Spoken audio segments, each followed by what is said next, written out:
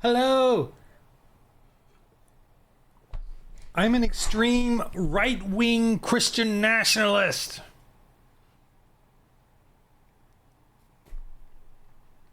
I'm an extreme right-wing Christian nationalist. I am extremely to the right of right-wing. Now, this video is not about fascism, because fascism is actually left-wing. I don't care what all the academia says. They're lying, because they're all Marxists. Fascism wants centralized power, control, like Hitler. That's not what the right wing wants. We don't want that at all. Christian nationalist. And a Christian nationalist is just an insulting term. It's just like Christians wasn't actually meant to be an insulting term. It meant little Christ. It meant to demean us as Christians. And then we Christians were like, yay, that makes sense. Just like Puritans and Protestant, those were actually derogatory terms that we Christians just, we'll just take them on. The cross. The cross is a pagan symbol. So fellow Christians that don't want to do the Christmas tree or Easter bunny, which are totally fine by me, Santa Claus. The cross is a pagan symbol of public humiliating torture to death. What did we do with it? Pagans love that stuff. The upside down cross is now being used because the top cross, the regular cross, doesn't seem to be working for them. So now they're using the upside down cross, which is hilarious because historically it's been known that Peter chose to be crucified at an upside down cross. So I'm like, hey, that one's fine too. I know you're trying to be sacrilegious to us Christians, goth people and stuff, but why don't you try that with Islam? Anyway, I'm a Christian nationalist, and I'm an extreme Christian nationalist. Yeah, I want sodomy laws put back. I want women who abort their babies to be criminally prosecuted for that. Okay, does that mean I want to oppress you as a trans or gay? No. Because as a Christian, we don't believe in terror, genocide, or dictatorship, or any of that, or even revolution. We believe in changing the minds and hearts of the people to then legislate sodomy laws. So I would not want you to go to prison because I took power as a Christian nationalist. I would not want that at all. If you got the people to vote tolerance of sodomy, I would be like, okay, that you won this round, you won, and I'm going to live peacefully with you. You're saying to me like, I'm oppressive because I want sodomy laws, but I'm saying you're oppressive because you want to, kill us. You want to imprison us because of our belief. And Christ warned us of this. I want to stop you from pushing the sodomy agenda on everyone, everywhere, all the time. And thusly, I don't see a middle ground. The middle ground, well, there is a middle ground. The middle ground is legislatively, I win some, you win some, and where the chips may fall. Right now, across America, we have to tolerate sodomy and homosexuality, which is, to me, acceptable. But I want to change the hearts and minds enough that people will want to say this is wrong, and we need to get this. We need to get it out of the public schools. We need to stop it treating brainwashing children or putting it in the books. But the trans, obviously, the movement is we want to force it upon everybody, right? We want to force it in the public schools and force you to go to public school as opposed to homeschooling. So it's a constant struggle there. And the Christian way is that we as a church don't want to, we can't forcefully convert you like Islam can, like atheism can, we can't, and like the trans can. We can't forcefully convert you to believe what we believe. So the way to handle it is through legislatively. We vote and see who wins and carry on life. And yes, if we voted to win and won, yes, your life would be more difficult. But Christians' lives right now are very difficult under many countries and many areas. In Canada now, Christians can't even speak up about the trans; they get arrested. In England, they're getting arrested. So you have a side to you that is very oppressive. But I'm not going to go around advocating for your persecution, assassination, whatever. I'm not. It's not. I want to change the hearts and minds of the people. And that's the way things get changed or laws get enacted. That's the way we Christians believe in it. So yes, we do have sort of, I guess, this desire for a certain stringent code of moral ethics in our laws, but we don't believe in pushing those unless we get them through legislatively. So if we don't get it through legislatively, that means that the culture is not ready for it, and we have to accept the way it is. but it can go your way as well and become very oppressive as well. So we Christians are looking for that medium, that balance, and we want separation of government. We want our judges to be separate. We want the president to be separate. We want the Congresses to be separate. We want there to be state and county and local areas. We want separation of power so there's no centralized power. But the evil, wicked left wants centralized power. And that's fascism. That's socialism. That's Marxism. It's all the same thing. That's Islam. Islam wants a centralized power structure to control everybody, turn women into chattel, have their sodomy traditions and their pornographic horrendousness, perversities, whatever. We Christians don't want that. We want to change it, but we want to change the culture to be one that legislatively puts a check on all this stuff. The abortion thing and the trans gay thing, the sodomy laws, are, to me, they're extreme views of my group or whatever, my political thing. The biggest political thing that we want is freedom. Freedom to be able to live our lives and freedom for you to sin as you want, but not the children.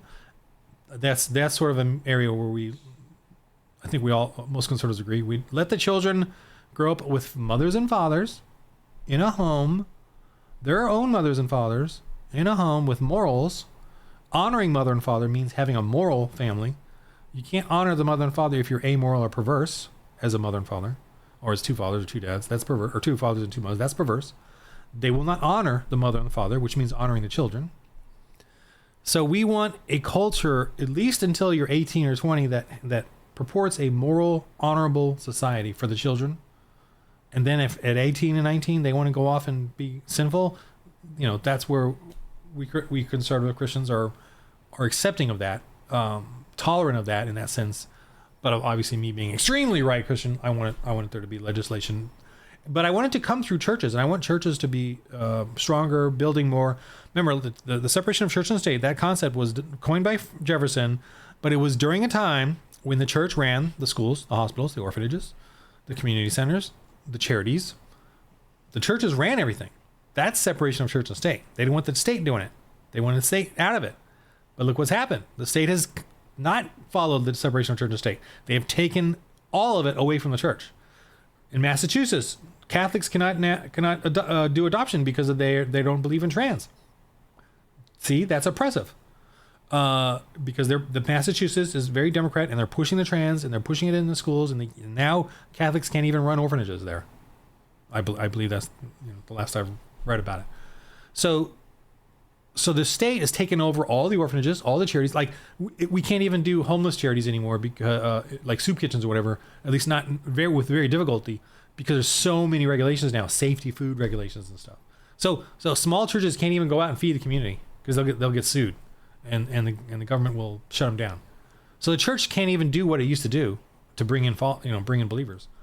So we have to think of other creative ways now, and I'm all for it. But my point being is that I want church. In order for me as a Christian nationalist to get what I want, like say sodomy laws, I can't just terrorize people. I have to go build the church, build up the community of church people, and then have them get into legislation and do it.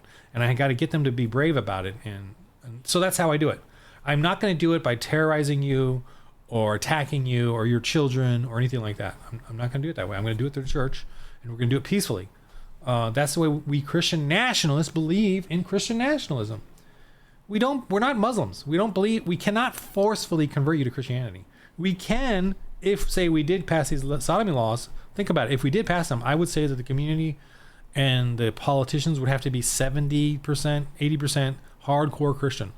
We then can, make tough laws on you. But the one law we could not do is force you to believe in Christ or force you to go to church. We can't do that. Absolutely not. As a Christian nationalist, we can say though that sodomy laws, you're not allowed to have this out in I would say out in the public. I'm not going to legislate your bedroom in your private adult room. But boy, are we if it goes any beyond if we had our sodomy laws, if it goes beyond a certain point of public promotion or whatever, especially with children. Drag queens or whatever, that would be illegal. If I, as a Christian nationalist, had my way. But it would only be illegal if the community and the people were legislatively picking that. And that would probably be locally based as well. It wouldn't even be national. But look at it now. We're being forced here in California, they're trying to pass laws to force us to accept trans on our children in the government schools. And the government schools are not even allowing Christianity, but they're pushing another religion, the LGBTQ religion and the Marxist religion and Islam. So, you want me to be tolerant middle ground, but there isn't one. I just don't see it. And I think Christian nationalism and conservatism is the most middle ground there is, because there's nothing in there that can forcefully or coerce you into being a Christian. You just have to follow laws that people in the community have decided they want. And hopefully they'll want the ones that we want as a church-based community. Is that oppressive? It's not as oppressive as trans and perverse culture. Here in California right now, there's an HIV drug and that keeps HIV, suppresses its deadly full-blown AIDS. They have that drug now, which I have to pay for. I'm forced to pay for it for the homosexuals, the gays in the community. They get it through government grants, and it's through our taxes. So I'm forced to pay for their lifestyle, their deadly virus. Also, they have a law that it is illegal, that they can legally and knowingly spread HIV. That's a law. That's a law here in California. So I cannot, if someone gets HIV, I cannot go and investigate who gave it to them and then sue that person.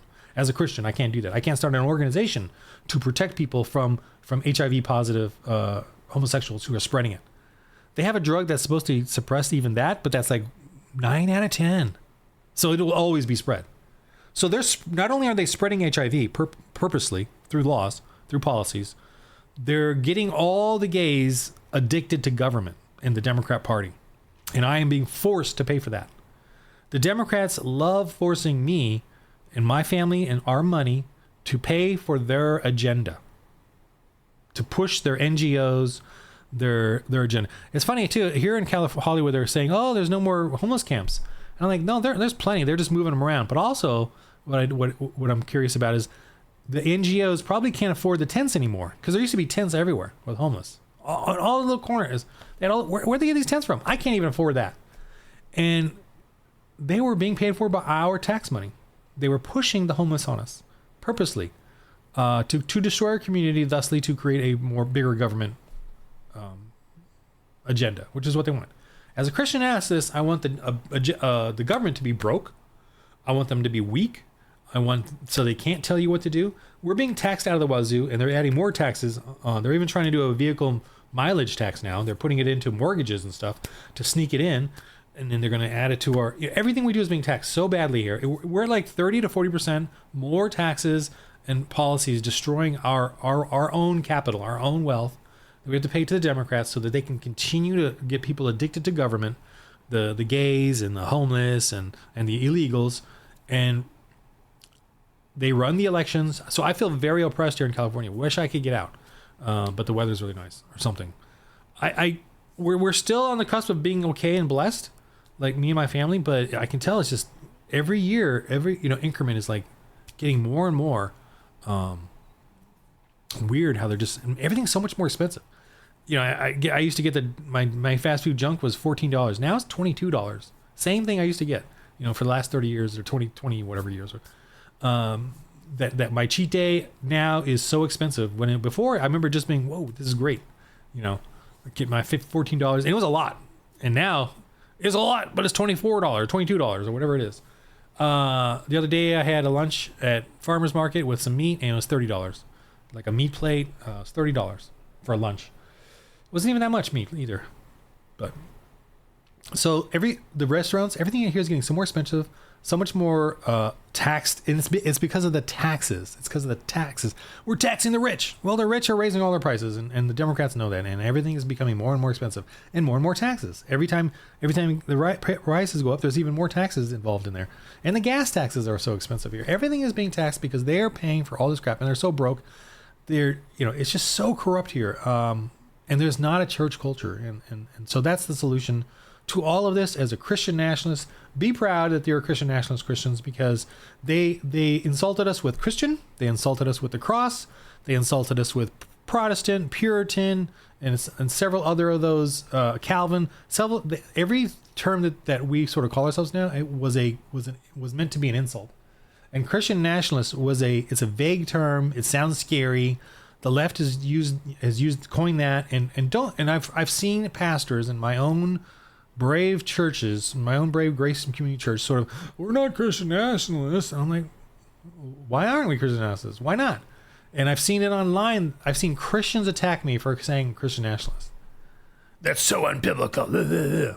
Really? So he didn't say go out and convert the, what did he say? Not, I guess he didn't say nations, right? Go out, and the Great Commission is to go out and convert what? Or whatever the term is. But he said nations. Anyway, so we are Christian nationalists. All Christians are who believe in and actually read and study their Bible. But again, I do not want to be a Muslim. I'm not a drag queen. I do not want to force you to believe in what I believe. I want government to be separate and weak. The extreme right is the Amish, by the way, not Nazis. Nazis stands for National Socialist Germans Workers Party. They hated Marxists, sure, but evil hates evil. Of course it does. They just saw the Marxists as another dictatorship that they had to compete with for the exact same thing. Control, Marxism, socialism, whatever. Anyway, in the game of life, everybody, there's my little rant. Be a Christian nationalist. Let's go for it. Hi, I'm an extreme right-wing Christian nationalist. And I have family members that are extreme left. And we get along for the most part. We don't talk politics. And I have neighbors that are gay. Full on gay. Living together gay. I don't bother them because I don't legislatively have anything against, I haven't acted any sodomy law. So if I don't have a law and they're not going to my church, I'm not going to oppress them. They're free to live the way they want. This is the community. The community is chosen. This is what they want. And I, as a Christian nationalist, accept that. I accept that. I'm going to try to change the hearts and minds of people and try to legislatively change that. But, it's a lost cause. That's okay. I understand. I'm with Jesus, so Jesus will come back soon enough. Anyway, Christian nationalist, extreme right-winger. Hi. Give me life. Roll holy dice.